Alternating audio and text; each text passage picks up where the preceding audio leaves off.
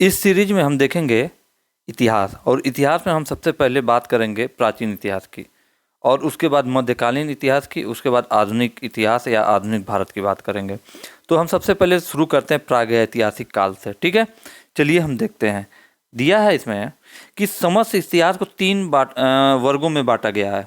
कौन कौन सा? पहला है प्रागैतिहासिक काल, जिसको प्री हिस्टोरिक पीरियड बोलते हैं। दूसरा है ऐतिहासिक काल, जिसको हिस्टोरिक पीरियड बोलते हैं। और तीसरा है आद्य ऐतिहासिक काल, जिसको बोलते हैं प्रोटो हिस्टोरिक पीरियड। चलिए अब समझते हैं हम। वह काल जिसकी जानकारी के लिखित साधन का अभाव है, मतलब ऐसा समय जिसका लिखित साधन, मतलब कहने का है कोई लिखित साक्ष्य नहीं है उसके बारे में हमको मिला, तथा जिसमें मानव असभ्य जीवन जी रहा हो। प्रागैतिहासिक काल की संज्ञा। तो प्रागैतिहासिक काल की संज्ञा क्या है कि इसके इतिहास का कोई लिखित साक्ष्य नहीं है, रिटेन साक्ष्य नहीं है। ठीक है, रिटेन एविडेंस नहीं है, पहली चीज। दूसरी चीज क्या है कि उसमें जो मानव था क्या असभ्य जीवन जी रहा था। ठीक है, दो पॉइंट नोट करिएगा, लिखित साक्ष्य नहीं है और मानव तो असभ्य जीवन जी रहा था। इस काल का कोई लिखित विवरण नहीं है, बात तो ऊपर हो गया। इस काल के विषय की जानकारी पाषाण उपकरणों तथा मिट्टी के बर्तनों व खिलौनों से प्राप्त होती है। तो इस काल का जो हम अनुमान लगाते हैं या इस काल के बारे में जो हम जानकारी प्राप्त करते हैं, किससे करते हैं कि वहाँ के पाषाण उपकरण, जो वहाँ के उपकरण थे, जैसे कुल्हाड़ी थी या खुरचनी था, जो भी मतलब चीज़ें थी वो यूज करते थे उस समय, या उनके जो बर्तन थे, खिलौने थे, उसके आधार पर हम उस इतिहास के उस समय के, उस काल के बारे में हम वर्णन करते हैं। चलिए अगर हम बात करें आगे कि वह काल जिसकी जानकारी के स्रोत के रूप में लिखित साधन उपलब्ध है। तो वह काल जिसकी जानकारी के स्रोत के रूप में लिखित साधन उपलब्ध है, यानी यहाँ रिटेन एविडेंस उपलब्ध है, तथा जिसमें मानव सभ्य हो चुका है, समझ गए ना, को ऐतिहासिक काल की संज्ञा दी जाती है। यहाँ पे क्या है, इसके जो काल है उस समय का क्या है, आपका रिटेन एविडेंस उपलब्ध है, लिखित साक्ष्य है, और मानव उस समय क्या हो गया था, सभ्य हो गया था। तो वह है ऐतिहासिक काल। प्रागैतिहासिक काल वही बनमानुष वाला जीवन आप समझ लीजिए, और ऐतिहासिक काल जो आप इतिहास हम लोग पढ़ते हैं। आगे हम बात करेंगे, अगर आगे हम देखें तो देखिए, वह काल जिसकी जानकारी के स्रोत के रूप में लिखित साधन उपलब्ध तो हैं। अब देखिए, एक ऐसा काल भी है जिसका क्या है, यहाँ पर अगर हम बात करें यहाँ से, तो वह काल जिसकी जानकारी के स्रोत के रूप में लिखित साधन उपलब्ध हैं। ठीक है, जानकारी के स्रोत में क्या है, लिखित साधन उपलब्ध हैं, परंतु उसकी लिपि को पढ़ने में अभी तक कोई इतिहासकार सफल नहीं हो पाया। एक क्या था, जिसके लिखित साक्ष्य नहीं थे और मानव असभ्य जीवन जी रहा था। ठीक है, और एक क्या था आपका, जिसके लिखित साक्ष्य थे, मानव सभ्य जीवन जी रहा था। और तीसरा जो है आपका, वह काल जिसकी जानकारी के स्रोत के लिखित साधन यानी लिखित साक्ष्य तो हैं, परंतु उसकी लिपि को पढ़ने में अभी तक कोई इतिहासकार सफल नहीं हो पाया। उसको हम कहते हैं प्राक या पूरा या आद्य ऐतिहासिक, प्रोटो हिस्ट्री क्या कहते हैं, कहा जाता है। हड़प्पा संस्कृति जो है एवं वैदिक कालीन सभ्यता को आदि इतिहास के अंतर्गत रखा गया, क्योंकि इस समय उस काल में क्या लिखित साक्ष्य तो हैं, लेकिन उसकी भाषा को, लिपि को भी पढ़ी नहीं जा सकी है। पाषाण संस्कृति को देखते हैं। दिया है कि मानव सभ्यता के विकास में पाषाणों का बहुत महत्व रहा है। पाषाणों का मतलब जो पत्थरों का। पाषाण से ही मनुष्य ने भोजन संग्रहित किया, पाषाणों से ही आवास बनाया, पाषाणों से ही कला सीखी, पाषाणों से ही आविष्कार किए गए। प्राचीनतम कलाकृतियाँ पाषाणों से उत्कीर्ण होती थी, पाषाणों से उत्कृत होती थी, यानी पत्थर पर और पत्थर के द्वारा ही बनाई जाती थी। पाषाण से ही मानव ने आविष्कारों की ऊर्जा अग्नि प्राप्त की। ठीक है, तो जो पाषाण से ही क्या मानव ने आविष्कारों की ऊर्जा अग्नि प्राप्त की। तो अग्नि का क्या हुआ था, एक पत्थर को दूसरे पत्थर से रगड़ के अग्नि जो प्राप्त होता था, तो पाषाण से ही मानव ने आविष्कारों की जो ऊर्जा है, एनर्जी है, अग्नि, उसको प्राप्त की थी। अगर आगे बात करें कि समस्त औजार, हथियार और आश्रय मानव ने पाषाणों से ही प्राप्त किए थे। तो जितने भी औजार थे, हथियार थे, आश्रय मतलब आप यूँ कह सकते हैं कि गुफा, ने पाषाणों से ही प्राप्त किए। पत्थर के उपकरणों की बनावट तथा जलवायु में होने वाले परिवर्तन के आधार पर, ठीक है, पाषाण युग को 3 भागों में विभाजित किया जा सकता है। तो पाषाण युग को 3 भागों में विभाजित किया जा सकता है। वो भाग कौन कौन से हैं? पहला है पूरा पाषाण काल। कौन कौन सा? पहला जो है आपका पूरा पाषाण काल। नंबर 2 देखेंगे मध्य पाषाण काल, और नंबर 3 देखेंगे नव पाषाण काल। तो पाषाण काल को 3 भागों में बांटा गया। तो सबसे पहले हम बात करेंगे पूरा पाषाण काल की। इस काल का जो समय था 20 लाख ईसा पूर्व से 9000 ईसा पूर्व माना गया। यह काल आखेटक एवं खाद्य संग्राहक काल के रूप में जाना जाता है। आखेटक मतलब पशुओं का शिकार करना, ठीक है। इस काल में मनुष्य अपना जीवन यापन मुख्यतः खाद्यान्न संग्रह व पशुओं का शिकार करके करता था। बात समझ आ गया ना। उसके बाद अगर हम बात करें, इस काल में चापर चॉपिंग परंपरा के अंतर्गत गोल पत्थरों को तोड़कर हथियार बनाए गए, जिसके अवशेष पंजाब की सोहन नदी घाटी में मिलते हैं और प्रेजेंट में वो कहाँ है, पाकिस्तान में। तो चॉपर चॉपिंग मतलब इसमें क्या कि इसके अंतर्गत गोल पत्थरों को तोड़कर हथियार बनाए जाते थे। आगे हम देखेंगे इसमें चेंजिंग कैसे आ रहा है। इस काल के मानव के औजार और हथियार कुल्हाड़ी, देखिए क्या क्या था हथियार, कुल्हाड़ी, पत्थर, तछड़ी, खुरचनी, छेदनी आदि थे जो परिष्कृत व तीक्ष्ण नहीं थे। कुल्हाड़ी थे इस काल के मानव के औजार, लेकिन वो तीक्ष्ण नहीं थे, पत्थर के बने थे। और तछड़ी थी, खुरचनी आपको खुरचने के लिए जो यूज करते थे, छेदनी वो भी पत्थर के। तो उस समय क्या थे, यह थे तो, लेकिन यह उतने लेवल पे विकसित नहीं थे। यानी कि कहने का मतलब है कुल्हाड़ी है लेकिन उसमें धार नहीं था, पत्थर की कुल्हाड़ी थी। इस काल का मानव जिन पशुओं से परिचित था उनमें प्रमुख हैं कौन कौन सा, बंदर, हिरन, बकरी, भैंस, गाय, बैल, नीलगाय, सुअर, बारहसिंगा, गैंडा, हाथी आदि से परिचित थे। इन पशुओं के अवशेष शैलाश्रय की कलाकृतियों से उपलब्ध हैं, ठीक है। इन पशुओं के अवशेष जो हैं शैलाश्रय की कलाकृतियों से उपलब्ध हैं। इसी से हम लोग अनुमान लगाते हैं कि उस समय के लोग इतने जानवरों से क्या थे, परिचित थे। पूरा पाषाण काल के मानव द्वारा प्रयुक्त होने वाले हथियारों के स्वरूप और जलवायु में होने वाले परिवर्तनों के आधार पर इसे 3 वर्गों में बांटा जा सकता है। अब पूरा पाषाण काल को भी 3 वर्ग में बांटा जाए। कौन सा, निम्न या पूर्व पूरा पाषाण काल, निम्न या पूरा पाषाण काल। नंबर 2 है मध्य पूरा पाषाण काल और नंबर 3 है उच्च पूरा पाषाण काल। तो सबसे पहले हम चर्चा करेंगे निम्न या पूरा पाषाण काल के बारे में, ठीक है। तो चलिए देखते हैं। अब आगे हम देखेंगे कि सबसे पहले इसका समय काल जो है इसका, इस काल का समय यहाँ था आपका 2.5 लाख से, ठीक है, 2.5 लाख से 1 लाख ईसा पूर्व माना जाता है। आगे अगर हम बात करें कि इस युग में मानव का जीवन अस्थिर था, इसके आवास, भोजन या वस्त्र की व्यवस्था नहीं थी। मानव समूह में शिकार कर अपने लिए भोजन संग्रह करते थे। मानव जो थे वो समूह में शिकार करते थे और अपने लिए भोजन संग्रह करते थे। इस काल का अधिकांश समय हिम युग, आइस एज के अंतर्गत व्यतीत हुआ, ठीक है। इस युग के हथियारों के प्रमुख थे हस्त कुठार, ठीक है, हैंड एक्स जिसको कुल्हाड़ी बोलते हैं, खंडक उपकरण, चॉपिंग टूल्स, कोर एवं फलक, फ्लेक जिसको बोलते हैं, और विदारणियाँ, क्लेवर्स। इस युग के हथियार बेडौल और भौंडी आकृति वाले थे। बेडौल मतलब कि उनका शेप अच्छा नहीं था और भौंडी आकृति मतलब कि वो शार्पनेस नहीं थी उन सब चीज़ों में। भारत में इस संस्कृति के 2 प्रमुख केंद्र थे। उत्तर पश्चिम में सोहन, पाकिस्तान, सोहन नदी के किनारे, जो अभी क्या है पाकिस्तान में हो। सोहन नदी कहाँ है आपका, पाकिस्तान में। अथवा पेबुल चॉपर चॉपिंग संस्कृति, क्या, पेबुल चॉपर चॉपिंग संस्कृति। और दक्षिण भारत की हैंड एक्स क्लीवर परंपरा या मद्रासियन संस्कृति। चलिए आगे हम बात करेंगे। इस काल का मानव भोजन संग्राहक, फूड गैदरर तथा भोजन उत्पादक, फूड प्रोड्यूसर नहीं था। क्या था, बात समझिएगा। इस काल का मानव भोजन संग्राहक था, यानी भोजन को इकट्ठा करता था, भोजन उत्पादक नहीं था, यानी कि कृषि नहीं करता था, भोजन उत्पादक कहाँ से होगा। मध्य पूरा पाषाण काल की अगर हम बात करें, इस काल का समय 1 लाख ईसा पूर्व से 40,000 ईसा पूर्व माना गया।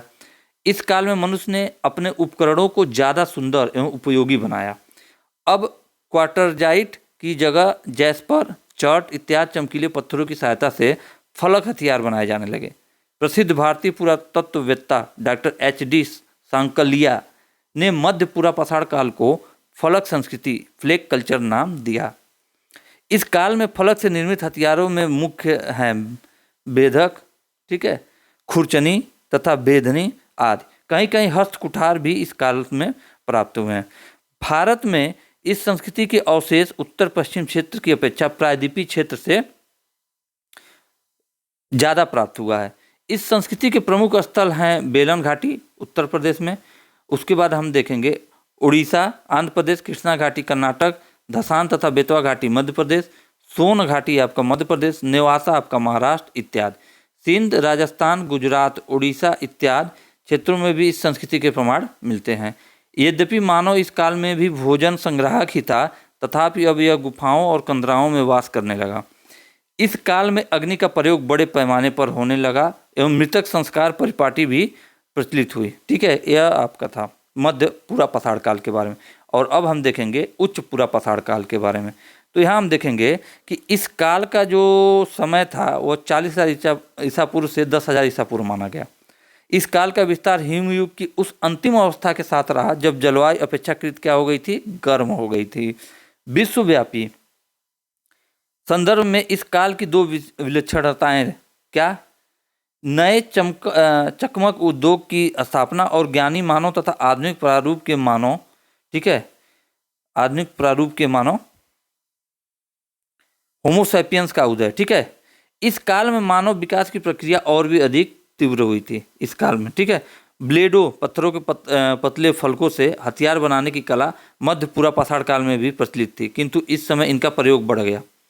ब्लेडो से चाकू, ब्यूरिन, बेधक मतलब छेदने के लिए, खुरचनी, बेधनी, पॉइंट आदि हथियार इस काल में बनने लगे। इस काल में पत्थरों के अतिरिक्त, ठीक है, क्या था, अतिरिक्त हड्डी एवं हाथी दांत के उपकरण भी बनने लगे थे। भारत में इस संस्कृति से प्रमुख स्थल हैं कौन कौन से, बेलन घाटी जो उत्तर प्रदेश में है, उसके बाद देखेंगे रेनीगुंटा, एरगोंडम पलेम, मुच्छलता, चिंतामनुगावी, बेट मरचेल्ला आंध्र प्रदेश में है, सोरापुर, दोआब। उसके बाद हम बात करेंगे यहाँ पे बीजापुर कर्नाटक, पाटन, इनाम गांव गुजरात महाराष्ट्र में है, सोन घाटी आपका मध्य प्रदेश में, विसादी गुजरात में, सिंहभूम आपका झारखंड में आदि। चलिए आगे अगर हम देखें तो यहाँ पे है, इस काल में भी मनुष्य की जीविका का मुख्य साधन शिकार ही था, परंतु सामुदायिक जीवन का विकास इस समय ज़्यादा सुदृढ़ हुआ था। इस काल में यद्यपि सामाजिक असमानताओं एवं व्यक्तिगत संपत्ति की भावना का उदय अभी नहीं हुआ था, तथापि मोटे तौर पर पुरुषों एवं महिलाओं में श्रम विभाजन प्रारंभ हो चुका था। कला एवं धर्म के प्रति भी लोग की अभिरुचि बढ़ी। इस काल में नक्काशी और चित्रकारी दोनों रूप में कला व्यापक रूप से देखने को मिलती है। तो यह आपका था पूरा पाषाण काल के 3 भागों का अध्ययन। अब हम देखेंगे मध्य पाषाण काल के बारे में। ठीक है, यह हम इसलिए पढ़ा रहे हैं कि पढ़ाने के नज़रिए से हम इसको पढ़ा रहे हैं, उतना इम्पोर्टेंट यह नहीं है, लेकिन आप लोगों को देखना है, एक बार आप लोगों को इसको देख लेना है। ठीक है, कम से कम इतना तो पता रहेगा मोटी मोटा कि जैसे मध्य पाषाण काल है, इस पाषाण काल का टाइम पीरियड क्या था, तो इस काल का समय जो था 9,000 ईसा पूर्व से 4,000 ईसा पूर्व माना गया। तो मोटी मोटी पॉइंट आपको कम से कम याद होना चाहिए। यह काल संक्रांति काल था। 19वीं सदी के उत्तरार्ध में फ्रांस के मास द अजील नामक स्थान से कुछ ऐसे उपकरण प्रकाश में आए जिन्होंने इस धारणा की पुष्टि की कि पूरा पाषाण काल और नव पाषाण काल के मध्य अंतराल था। क्लियर? वस्तुतः यह काल नव पाषाण युग का अग्रगामी था। ठीक है, तो जो मध्य पाषाण काल था, यह काल नव पाषाण युग का नियोलिथिक एज का अग्रगामी था। इस काल की सर्वाधिक महत्वपूर्ण विशेषता थी मनुष्य का पशुपालक होना।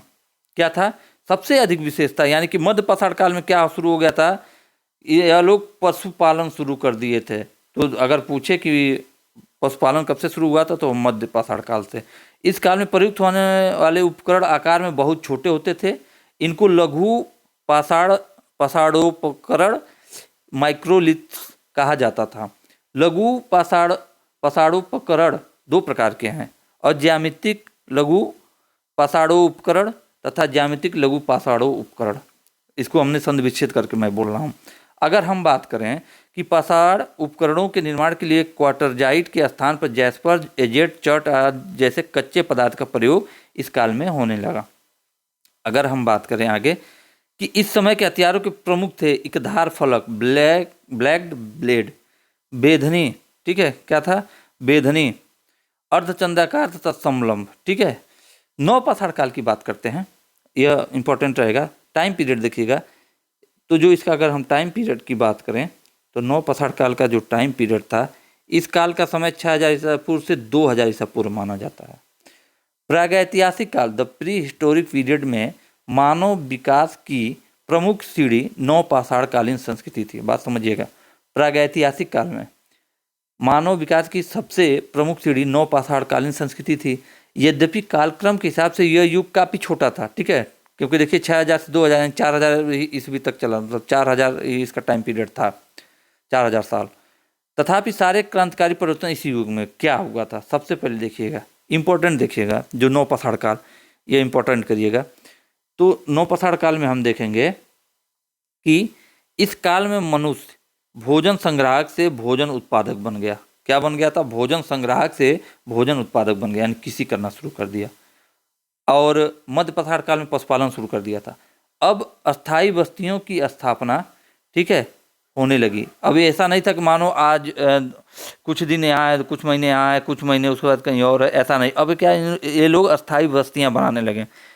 इसके कारण कृषि एवं पशुपालन का विकास हुआ। तो जब अस्थाई बस्तियाँ होंगी तो कृषि करेंगे लोग, एक जगह रुकेंगे, पशुपालन भी होना शुरू हो गया। मिट्टी के बर्तन और अन्य उपयोगी सामान तैयार किए गए। फलतः शिल्प एवं व्यवसाय की प्रगति हुई। तो शिल्प एवं व्यवसाय की प्रगति जो हुआ था नौपाषाण काल में हुआ था, अगर देखा जाए तो। अगर इस काल में मानव में सबसे पहली बार किसी कार्य सीखा था, तो एक चीज इंपॉर्टेंट करिएगा कि सबसे पहले किसी कार्य किस काल में हुआ था? तो नौपाषाण काल में। कृषि ने अनाज के संग्रह, भोजन की पद्धति हेतु मृद भांडों का निर्माण प्रारंभ किया था। तो भोजन की पद्धति हेतु मृद भांडों का मतलब होता है मिट्टी के बर्तन। भांड मीन्स होता है बर्तन, मृद मीन्स होता है मृदा। इस काल में किसी का कार्य पहला प्रमाण मेहरगढ़ से प्राप्त होता है। तो किसी का जो साक्ष्य मिला इस काल के, नौपाषाण काल के, वो मेहरगढ़ से प्राप्त होता है। यद्यपि इस समय तक धातु के हथियार नहीं बनते थे, तथापि पत्थर के ही हथियार पहले की अपेक्षा अधिक उपयोगी और सुडौल बनाए गए थे। धातु का प्रयोग नहीं हुआ था, लेकिन जो पत्थर के ही हथियार थे वो काफ़ी शार्प थे और काफ़ी अच्छा बना था। ये हथियार अधिक पहने थे, यानी शार्प थे। इनमें हत्था, हैंडल लगाने की भी व्यवस्था थी। नौपाषाण युग के पत्थर के हथियारों में सबसे महत्वपूर्ण हत्थेदार कुल्हाड़ी है, जिसका प्रयोग कृषि एवं बढ़ईगिरी दोनों में किया जाता था। इस काल में हुए आर्थिक परिवर्तनों ने सामाजिक एवं सांस्कृतिक जीवन को भी प्रभावित किया। अब बात करते हैं, जनसंख्या में वृद्धि हुई और बड़ी संख्या में बस्तियां बसाई गई। श्रम विभाजन, स्त्री पुरुष में विभेद इस समय प्रकट होने लगा। इस काल में अनेक दक्षता प्राप्त व्यवसायी वर्ग यथा कुम्हार, ठीक है, बढ़ई, कृषक आदि, सब ये व्यवसायी वर्ग है, क्या हुए थे? अलग वर्ग के रूप में तैयार होने लगे। इस काल में व्यक्तिगत संपत्ति की भावना ने विकास ने सामाजिक एवं आर्थिक असमानता को जन्म दिया। अब क्या हुआ था? व्यक्तिगत संपत्ति, कि हमारा कृषि इतना हो जाए, हमारे पास पशु इतना हो जाए। तो यह जो भावना थी वह क्या किया? आपका सामाजिक एवं आर्थिक असमानता जो क्या किया था, इसको जन्म दे दिया। भारत में इस युग के मुख्य क्षेत्र निम्नलिखित थे। उत्तर पश्चिम सीमा प्रांत, मेहरगढ़, किली गुल मोहम्मद, दम्ब सादात, राड़ा घुंडई, कोट दीजी, अमीरी आदि। उत्तरी भारत में क्या था? कश्मीर। दक्षिणी भारत में देखेंगे तो संगन, कल्लू एवं पिकली हल। और पूर्वी भारत की बात करें तो उड़ीसा, बिहार, असम और मेघालय। उत्तर पश्चिमी सीमा प्रांत के मेहरगढ़ से कृषि एवं पशुपालन के प्रमाण मिलते हैं। इंपॉर्टेंट करिएगा, क्या था कि उत्तर पश्चिमी सीमा प्रांत से तो मेहरगढ़ से कृषि के एवं पशुपालन के प्रमाण मिलते हैं। तो अगर क्वेश्चन आता है कि अगर हम देखें इतिहास के हिसाब से कि सबसे पहले हमको कृषि के साक्ष्य कहाँ से मिलते हैं, वह मेहरगढ़ से। और मेहरगढ़ में जो कृषि हुआ था वो नौपाषाण काल के समय हुआ था। क्लियर? अगर आगे हम बात करते हैं कि उत्तरी भारत के कश्मीर में स्थित बुर्जहोम से गर्त गृहों पीट्स का प्रमाण मिलता है। इन गर्त गृहों में रहने वालों के लिए नीचे उतरने के लिए सीढ़ियाँ बनाई गई। तो ठीक है, क्या होता था इसमें? गृह मतलब घर होता है, गर्त मीन्स होता है गड्ढा, यानी कि नीचे, ठीक है, जमीन के नीचे क्या है, ये लोग घर बनाते थे। इसके साक्ष्य मिलते हैं कहाँ पे? उत्तरी भारत के कश्मीर में स्थित बुर्ज होम से। तो बुर्ज होम से क्या मिलता था? गर्त गृह, यानी कि गड्ढे, जमीन के अंदर नीचे क्या है? गृह। गर्त गृहों में रहने वालों के लिए नीचे उतरने के लिए क्या होती थी? सीढ़ियाँ होती थी। इनको नीचे उतरने के लिए यहाँ सीढ़ियाँ बनी होती थी। दक्षिण भारत के संगन, कल्लू एवं पिकली हल से पॉलिश किए गए प्रस्तर उपकरण और मिट्टी के हस्त निर्मित बर्तन मिलते हैं दक्षिण भारत की। पूर्वी भारत में सबसे महत्वपूर्ण नौपाषाणिक स्थल क्या था? चिरांद। ध्यान रखिएगा, इंपॉर्टेंट करिएगा इसको, कि जो पूर्वी भारत में सबसे महत्वपूर्ण नौपाषाणिक स्थल चिरांद था। जिला सारण, बिहार के अंतर्गत आता है। यहाँ हिरणों के सींगों से बने उपकरण भारी मात्रा में मिलते हैं। यहाँ से टेराकोटा की मानव मूर्तिकाएँ प्राप्त हुई। चिरांद से चावल, गेहूं, जौ, मूंग, मसूर आदि के खेती के प्रमाण मिलते हैं। तो इसलिए काफ़ी इंपॉर्टेंट था ये नवपाषाणकालीन बस्ती। पाषाणिक स्थलों में चिरांद और बुरझोम ही ऐसे स्थल थे जहाँ से बड़ी संख्याओं में अस्थि उपकरण मिले थे। यानी कि उस समय ये लोग अस्थियों यानी हड्डियों का भी उपकरण के रूप में इस्तेमाल करते थे। तो आज का क्लास यहीं समाप्त हुआ। आशा करता हूँ ये क्लास आप लोगों को बहुत ही अच्छी लगी होगी, और अगले वीडियो में तब तक हम मिलेंगे सिंधु घाटी सभ्यता को लेके। तो तब तक के लिए जय हिंद, जय भारत।